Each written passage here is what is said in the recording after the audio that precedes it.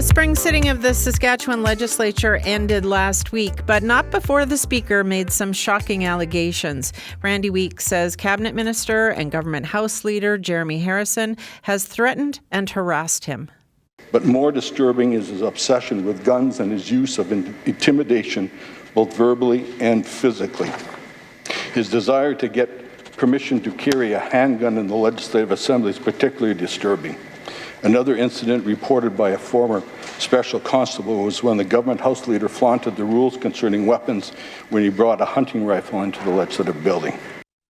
That's what the Speaker said last week. Since then, the opposition's been looking for more answers, as we've heard earlier on the program. So has our political panel. Adam Hunter covers politics for CBC Saskatchewan. Murray Mandryk writes a political column in the Regina Leader Post, and they both join me every Friday at this time. Hi, guys. Good morning. Good morning. So, Adam, what is the latest on this?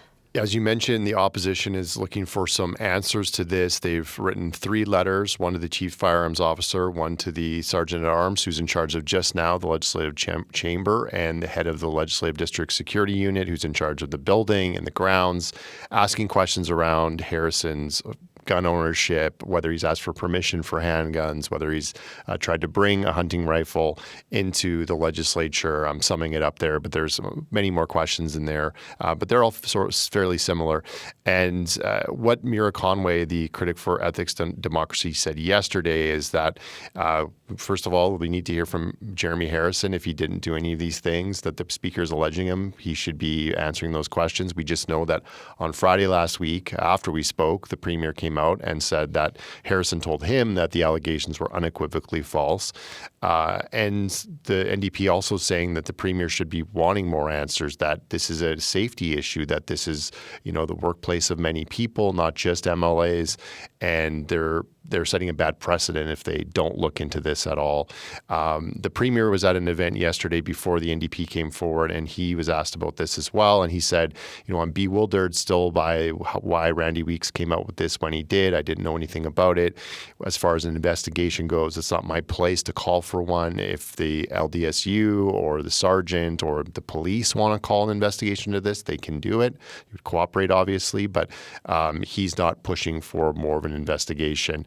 I've also talked to experts in workplace health and safety who say that, they need to look into this. They need to look into the harassment and bullying allegations as well, because the government's also setting a precedent there if they kind of slough those off as being nothing more than, as the Premier said last week, sour grapes from Randy Weeks. So much more, I think, to this than, kind of the spectacular that we heard from Randy Weeks last week in some of the initial reaction. Murray, what do we still need to know?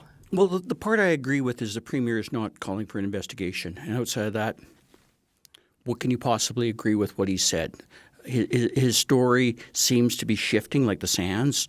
All of a sudden, we're going from sour grapes that he's not saying anymore to something else. Now he's worried about Randy Weeks' health. Well, how worried were you when your MLAs were sending him thousands of texts? And the Premier said yesterday he was worried about Randy Weeks' health? I think that it was yesterday. Yeah, on Friday he said it, and then yesterday he said, I wish him well. I hope he's well in the future. So, yeah. What's the implication there?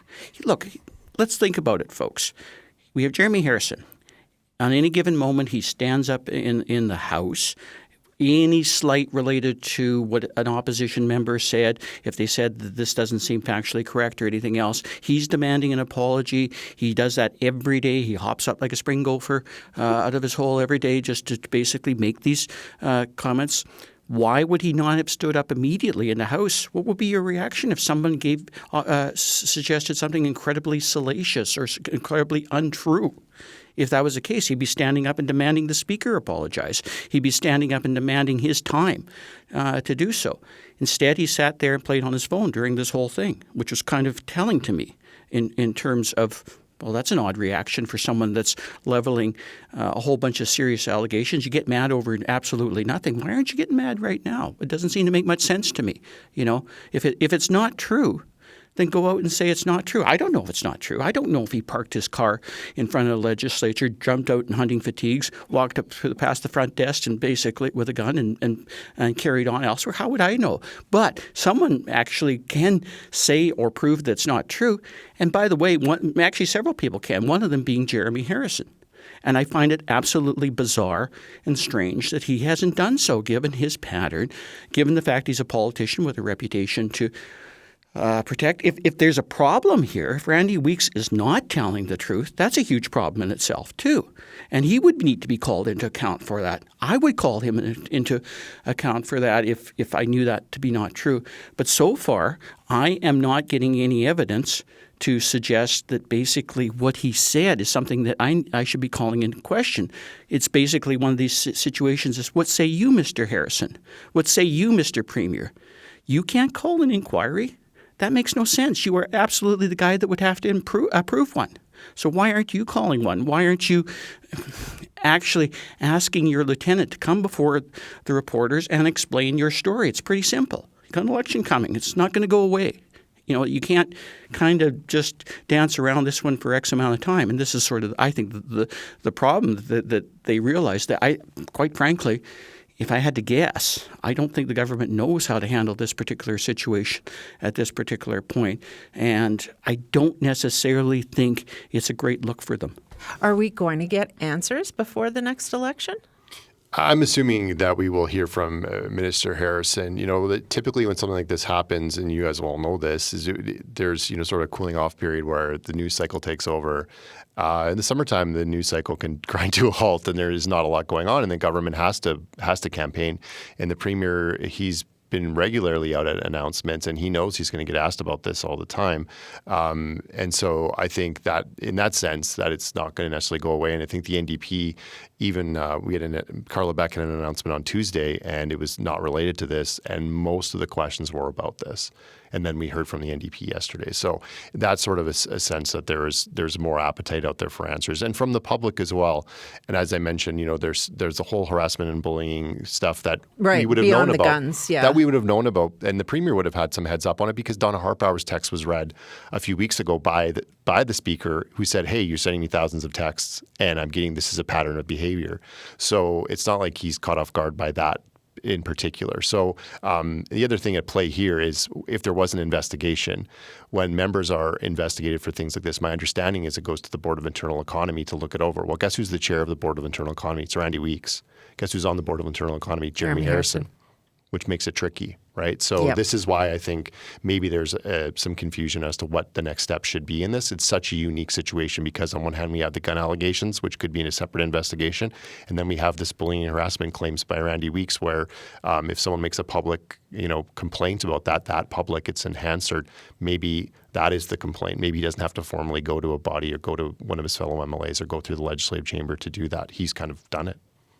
It kind of makes me wonder who's going to want to be the next speaker. Not me.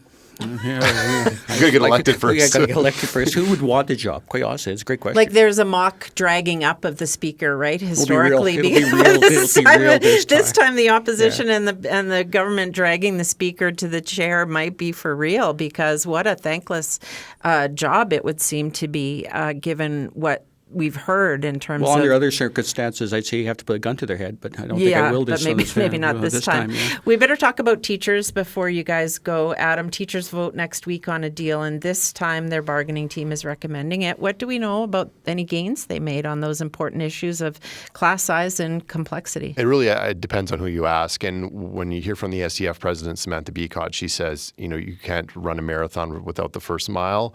And so that's, sort of, we're doing this piece by piece. We're doing it in this contract, and the next contract maybe we'll get more concessions, or we can pressure them budget to budget.